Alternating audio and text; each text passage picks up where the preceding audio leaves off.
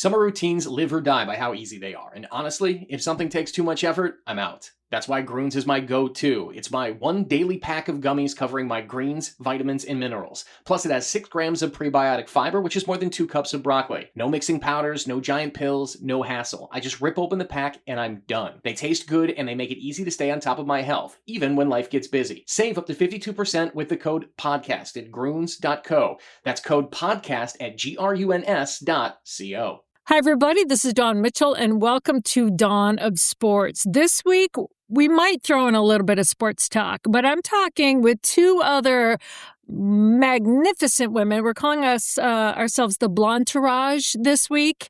So we have Belinda Jensen Lee Valsvik. We are going to talk about their brand new podcast that is called Weathering Life, but also just about what they've been up to, how this came to be, and like I said, sprinkle in a little bit of sports. That's all coming up.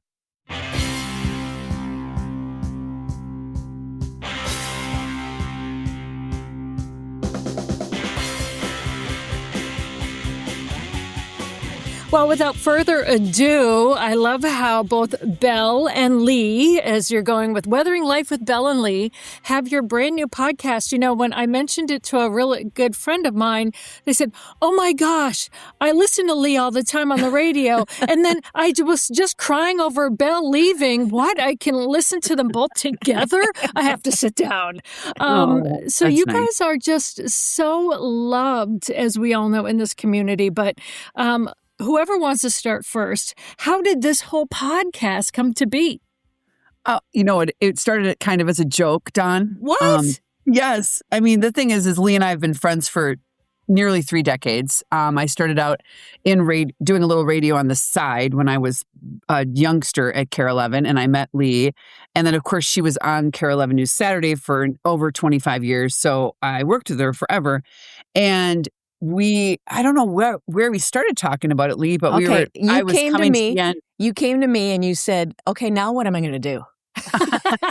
And I said, "Why don't you do a podcast?" And I thought of our friend, we all know Scott Franzen. He's a great guy, helps out. He's like the janitor at Talk North.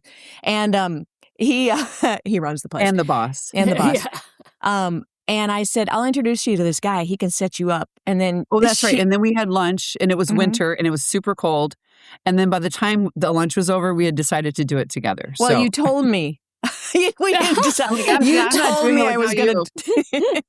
Okay, it's decided we're doing this. Yes. Is it true? Are we the only 3? Well, I think maybe, obviously, Laura might have a show, but are we, and Alexa might have a show on Talk North. But are we the only 3 women who are on with all these podcasts that come out of this beautiful place, Talk North? I believe so. Yes, I believe All so. Right. Maybe Alex can confirm that. But regardless, we're excited to be here. We are very infantile on this. We're just starting, but we're already having fun, right, Lee? Are we having fun? Yep. And having fun. You have to have a niche, and our niche is kind of what Belinda went through. I'm going through it here and there, just transitions in life. And everybody's got a story. Everybody's got a second chapter. Everybody thinks they have a story, and the forecast changes. And I have a grandson upstairs. Oh my goodness. But life is like that. I love the press release that said careers, pivots, reinvention, unexpected detours, and sunny stretches in between. So when I read that, I said, oh my goodness, that is so many people's lives. And it doesn't even have to be people that were in TV. It's just people in general, whether we're coming off COVID, whether we're dealing with whatever's going on in our lives, that we have these pivots. All of a sudden, you're like, okay, what now? What am I going to do now? Before we even had a show, before we even recorded our first show, we were talking about what we're going to do on Facebook, for one, and a number of other social media. And the messages we got from people that are going through their own transitions. And we're going to be mentioning a few of them but it's just, people have stories. And then there's the whole thing where there's planned departures from your regular routine, like mine with, obviously retiring. It was very planned. Obviously still, not a lot of things you don't think of that happen and such. And then there's all the ones that are unplanned, like the ones that just like get pounced upon you, that get that where your life, either in a good way or a bad way gets changed dramatically, shattered sometimes. And then how did you deal with that? And how did you move forward? And how did you deal with the storm that that wasn't in your forecast, let's just say. So we're already hearing quite a bit from Dave Ryan, who was our second podcast, about how his departure and what he wants to do in his second chapter. And then we talked to Eric Perkins about being a dad and changing his whole life. Yes. And then Mark Rosen with his wife dying, and then him able to move on to his beautiful second chapter. So it's been really interesting so far. I think we're learning things. So, well, let me ask you this. I know that even when you plan it, it's difficult. And Lee, I'm going to start with you, because even though you still do radio, leaving TV and leaving Saturdays, first of all, speaking from someone who's worked weekends her entire life, there's a glory, I'm sure, that you're basking in, that you can have your weekends back. But when you're still doing something that you love, but you don't have that forward facing of the TV, so to speak, how was that transition for you? I was a little worried I was making a big mistake. I thought, oh gosh, should I be doing this? And it really helps my radio show, and my radio show helps being on KARE 11. And I'm going to miss all these people. That's the hardest part. And now, I get to see Belle every week now, so that's pretty cool. But that's the hardest part. When I see Sammy, who's doing a fantastic job on KARE 11 Saturday, out and about at 10 after 8, and I'm still just getting up, drinking my coffee, I have no FOMO at all. I'm like, been there, done that. I'm good. I'm really good. And I've got lots of videos and stories to collaborate that. So, yeah, it's good. It's really good. And I have my weekends back. I have a cabin. I actually get to go up there like on a Friday instead of a Saturday morning at 10 o'clock, start driving up to Danbury, Wisconsin. So, yeah, it gives you half your weekend back. Right. Which is so important to you, because Holly's got such a big job and she's so busy that this is time for your family. Yeah. Yeah. So that's really important. And it's good. I don't watch the show. I think I would be sad if I watched the show. If I watch the show, then I'm kind of still working, because I did the show for 33 years. Yes. I mean, I had 6 co-hosts. It really was my show. I called it my show. I mean, it was your show too, Lee. I mean, people have really ownership on that Saturday show at KARE 11. It was a really unique show that is unlike anything else we do at KARE 11. And I'm real proud of that. And it was super fun to do it. But you know why I watched after I retired? Only to be at the cabin and text Belle during the show. I'd be like, haha, you're working. Man, you should be out on the pontoon right now. This is great. Well, I know so Dave I don't Schwartz. watch. I go and do something that I normally couldn't do. I go and play tennis. Yeah. I go on a long walk with the dog. I was in my neighborhood a couple of Saturdays ago around 8:15, and then this gentleman walking his dog. So this is what you're doing when you're not doing your show. I'm like, yep, this is what I'm doing. So. Isn't it exciting? Yep. I know Dave Schwartz, who's worked with both of you. Also, he had his own career pivot. Right. But you do form that family. So, like Belinda, after 33 years, and like you said, Dave was one of the co-hosts. You had 6 of them. How hard is it to make that decision that I'm going to retire? You're the biggest name at KARE 11. Randy Shaver did it as well. Did you seek counsel? And I mean, like, advice from friends? Like, how do I navigate this? I have to do this right. People are going to think, why was she fired? Because in this day and age, everyone, they don't want any people that they see every day in their living rooms to She leave. won't say this, but she was going to retire a year earlier. I was going to ask that. I heard that. Right, Bill? I kind of wanted to do that a year earlier, and then Randy left and there was some turmoil, and then they asked me to stay for an extra 14 months, which did turn out to be a really good thing for me too. I should have projected a little better with that. So that was actually a good opportunity for me to stay. And then I left right in time for severe weather season to begin on purpose. I've babysat the radar enough in my life. I don't want to do that anymore. You know what? Okay, the only hard thing was, okay, so when you have a big public job and it's a big job, whatever, and then they do have to post the job, Yes. that it's open. And so then when they post the job, they have to put a press release out so that it doesn't look like they fired you. Right. So that it says, so that was done the day after the Olympics on purpose. They decided not to have that messaging go out before the Olympics because we, of course, had a very large audience because Minnesotans love their Olympics, which is great. That's right. So we had, they just wanted to wait till the day after. So I did have to, I kind of wanted to evaporate. You just kind of want to walk away, but you can't. You can't. You have to do the thing. You have to put the press release out. You have to do the statement. You have to, and I was kind of having a hard time with it because you just feel it's like a lot of attention and you're just kind of, again, want to just walk out the back door. Well, and Randy a lot did of too. these people were your best friends too. I mean, they still are. I mean, we'll always talk to, you know how it is in TV and radio. You hang on. Everybody hangs on and knows each other. And yeah, and I think weather is a weird thing. Sports is too. Like weather and sports are just like the bright lights in a very dark newscast. And like with the sports, sometimes the only highlight in the newscast is weather. So, you know what I mean? Yes. So I think people really attach themselves to weather people, to their meteorologist, to their sports director, to their sports person.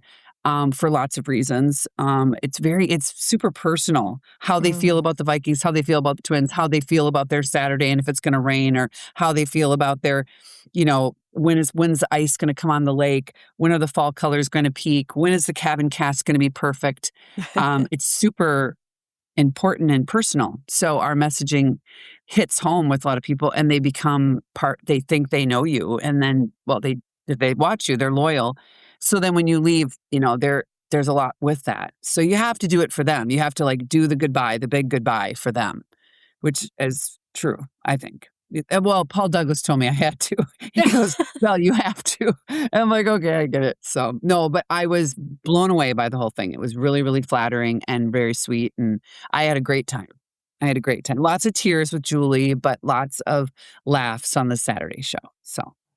Well, it's hard to believe that the word retirement is even, I've known you since I got here. I can remember the first time we bumped into each other. I don't know if it was at the fair or an event or once at Lindsey Vaughn. But it's hard for me to look at both of you and say retired. Like, is it weird still? I mean... Yeah, I mean, I think the word is kind of dumb because, of course, we're not really retiring. I mean, we're retiring from something and then we're moving on to lots of other things. And those other things just have different time constraints. They have different skill sets. The creativity of these other things that I'm doing and that I'm doing with Lee and beyond are fun and interesting and different. And I think after you do something, for me, it was 36 years in TV. I mean, God love the business, but the business is not what it used to be. And it's very much 5, 6, 10, 5, 6, 10. My old news director used to call it, Jane Helmke would call it the coal mine. You're in the coal mine. And I know nothing against coal miners, but you know what I mean? It's just a phrase that she used. And I'm like, it's true. You're kind of in the coal mine. And now we also have digital sides, so 5, 6, 10 this way and then all day long on the other side. Or all day long. Yeah. Yeah, I know. And that was coming down the pike. It was starting. And weather's a huge part of that, as you all know. So, yeah, I mean, what you're doing on linear is linear is what they call regular TV now. That's just part of it. You guys at Channel 9 do more streaming than anybody. You guys were the leading force in it. So now it's your fault that we have to do it. Daggone it. Just blame me. And then the whole country. So I don't know. We have to be everywhere all the time because we're trying to get the eyeballs. Where are the eyeballs? Get everywhere all the time, which is hard.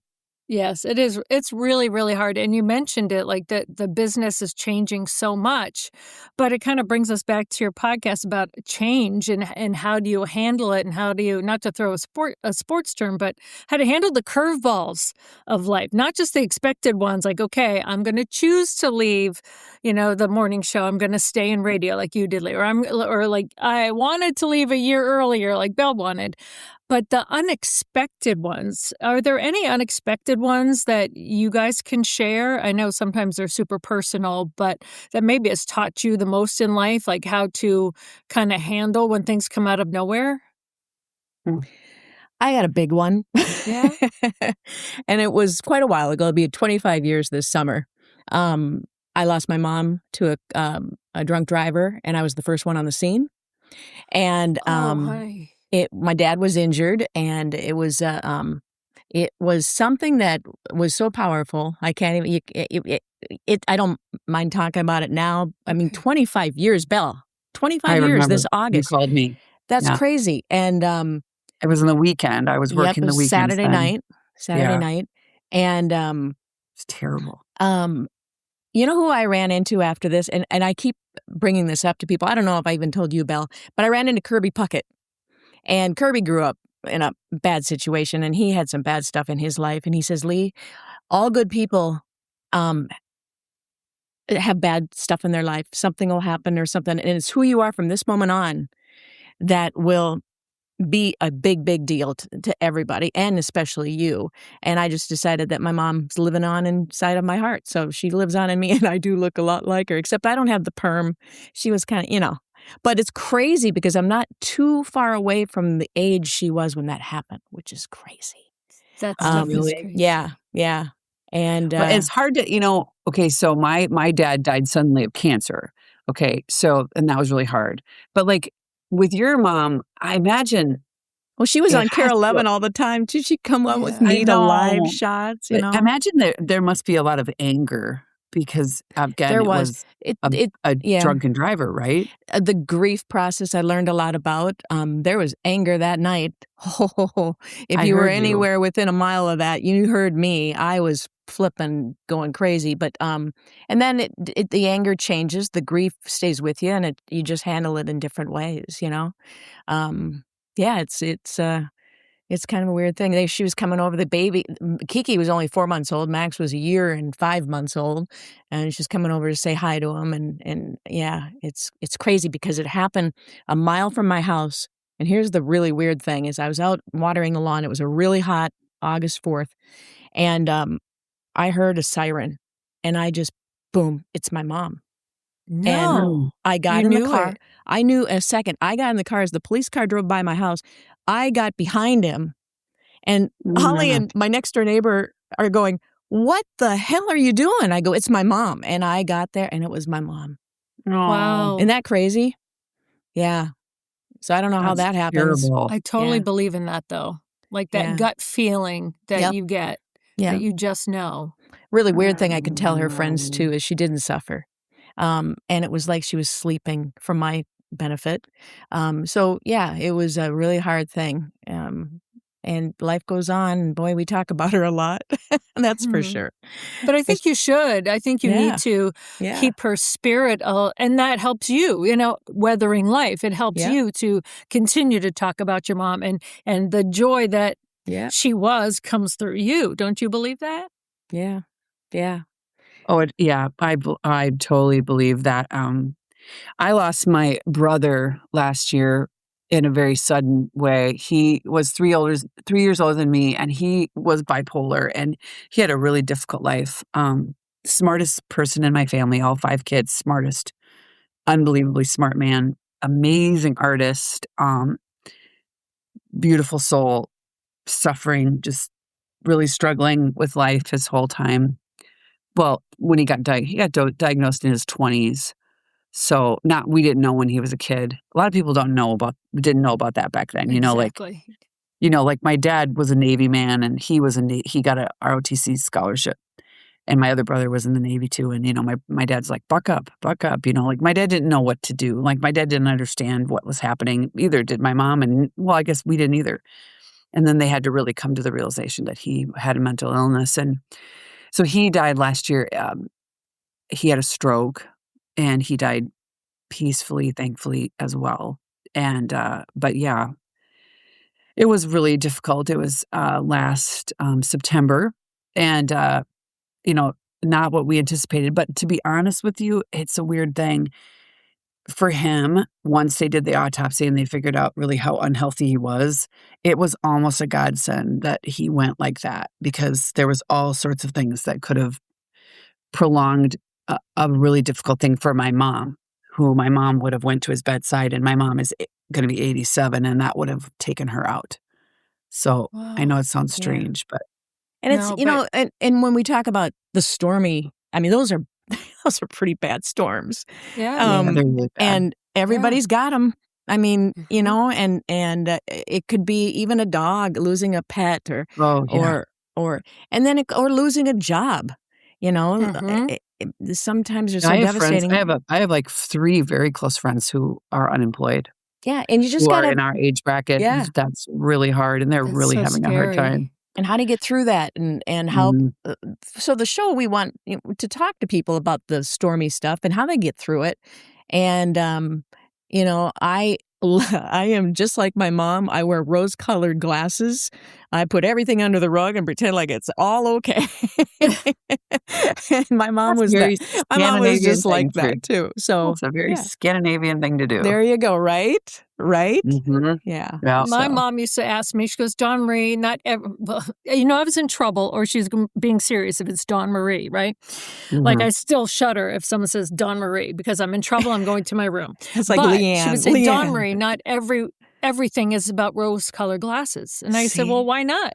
Why can't I wear them? And she just looked at me. She goes, my dad goes, that was a good response. And I'm like, well, why not? Like, what are your other choices sometimes? And I mean, you have to deal with things, but what I loved listening to your podcast is you give people the grace of how to deal with it, and you learn from how they did, right? I think we can all learn from how other people have gone through tough things. Like even with Eric Perkins, it was his decision, but it's still tough. Like you can make these decisions, but doesn't make it just mean it's easy. Right. And so I just love hearing, because we can all learn from that. Like I'm keeping my eyes peeled on, sometimes I'm not going to lie. And I mean, I have many, many years of working ahead of me, but sometimes when I hear that people like did that pivot, like part of you is like lives vicariously through them. Like they quit their job on Wall Street and open a flower shop. Maybe I should open a flower shop, right? Like things you've never even thought of, it's kind of, so it's inspiring. So both of you inspire people. Have people told you that? Like, wow, because I heard that you were doing this, now I have the guts to do X, Y, and Z? Oh, that's so sweet. I haven't heard a lot of that, but I think it's really important. And I one thing that that Dave mentioned, and I think Eric alluded to, and even Mark said, is that it's really important to do whatever that is, like move along to other things before you can't. Yes. Like, because, I'll be 58 next month. And so now I still have a bunch of years ahead of me where I can do some fun things and also enjoy myself and get out and do sports and be active and go on hikes in Europe or whatever I'm going to do, whatever it is. Because did you guys watch The Madison? Oh, no, not yet. I hear it's great. Oh, Dawn, the first episode, you'll be blind. There is a speech. I'm writing it down. The Madison. Okay, there is a speech, and maybe if it's not like for some reason illegal, maybe Alex could put it in your cast in your podcast. So there is this speech that the main male character gives to his wife, and they're on a porch, and they it's Kurt Russell. Yeah, Kurt Russell. Kurt Russell and Michelle Pfeiffer. Yes, thank you. I'm terrible with, but it's such a good show. Oh my Lord, it's such a good show. But anyway, there's this speech that is really, really daunting, because he talks about how these people work their whole lives to make sure that they raise their kids right, put them through the right schools, get them through college, get them married, make enough money, do all the things, make sure they can afford the expensive vacation. Oh my gosh, now we can finally go on the expensive vacation. So now they're in the most expensive place they could be.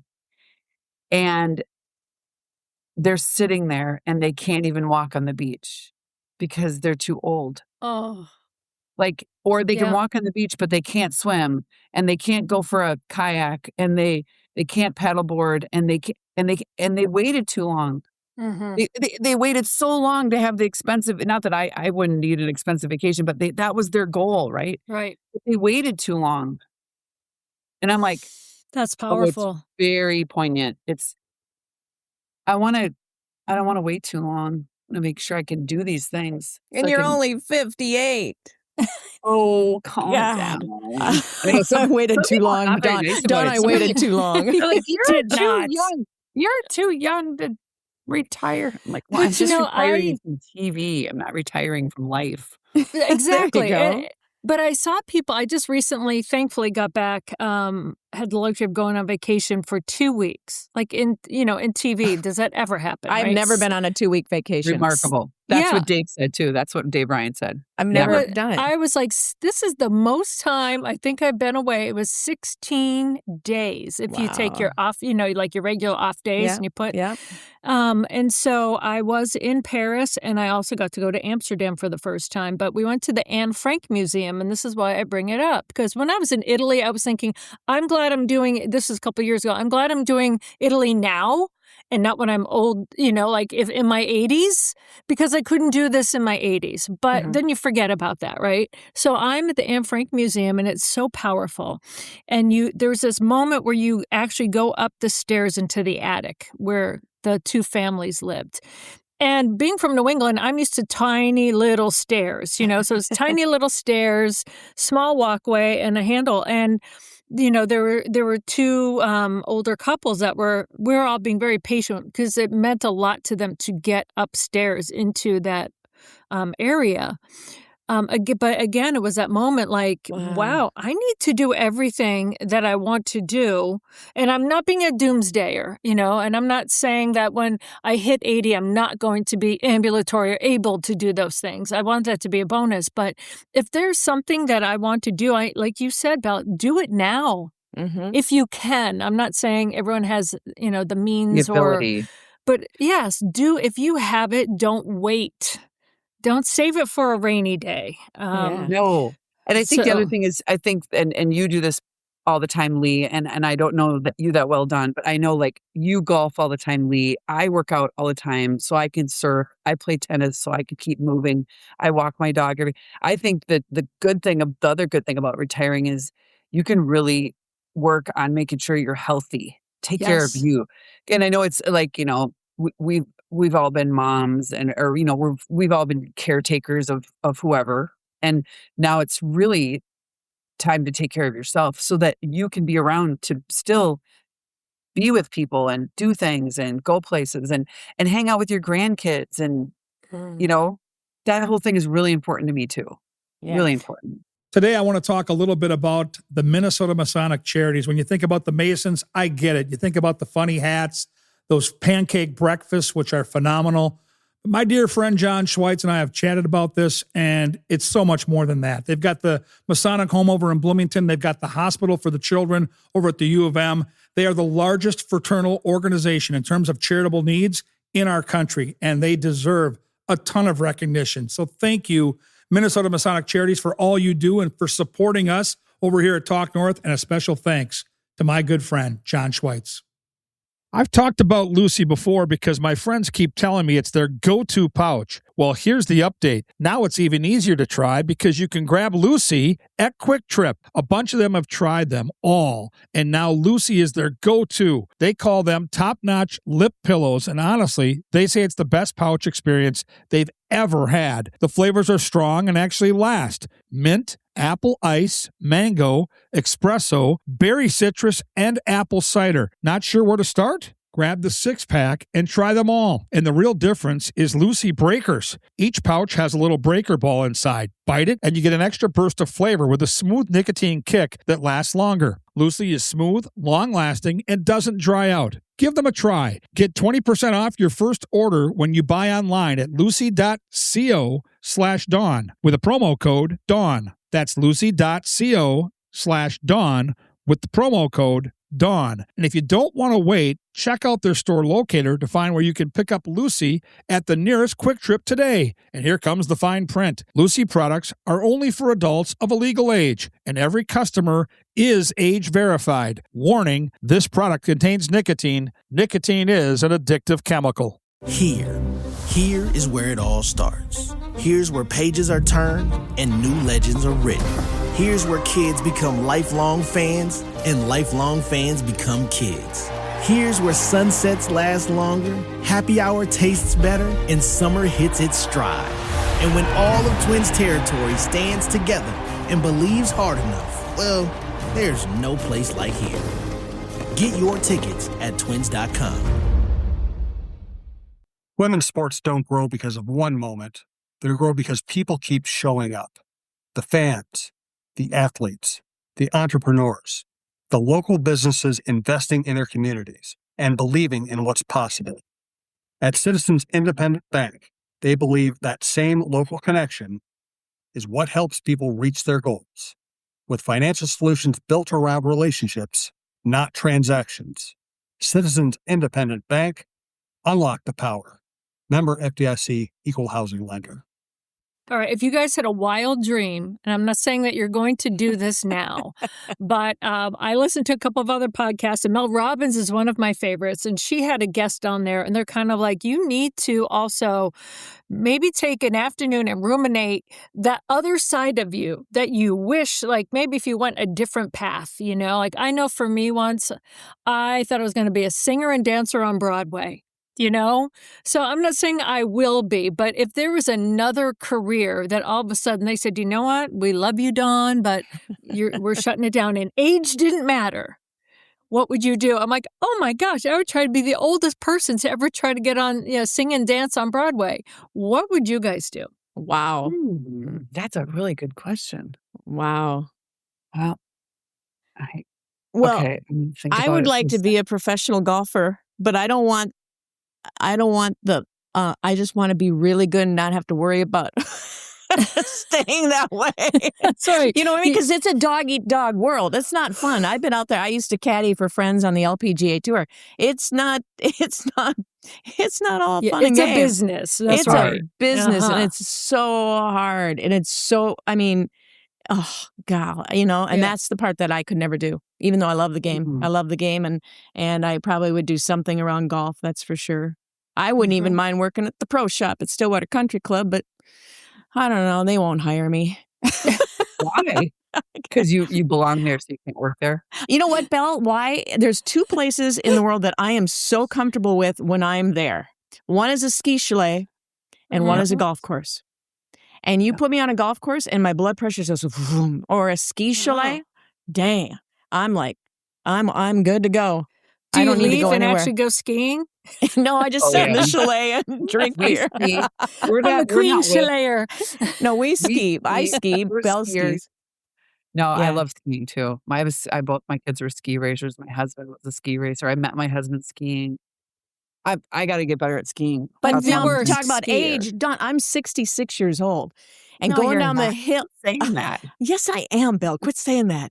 Going down the hill that fast, I got to slow down. I do, because I don't want to hurt myself because I want to golf. So in the winter when I'm skiing, I got to protect myself when I'm for golf season. But it's the people around you. And the Belle's a really good skier. I'm a really good skier, but the people around us, they're not good skiers. Yeah, they're the ones who are going to take me out. I would be the one taking you out, because now, in my defense, I've only been on skis for downhill once in my life. That's it. Yeah. And all I asked was for a lunch and a lesson, because I was an athlete. I was in my 20s when I went, right? So I'm an athlete. Sure, lunch and a lesson. That's all I need. I worked at Nesson at the time, and I worked the overnight shift, 9 at night to 5 in the morning. So I said, I'm going to be tired. I'll sleep. My friends are going to drive up. Just let me go there. Well, we go, and there's a note from everyone who's been skiing already. Meet us at North Peak Lodge. And I'm like, how high is that?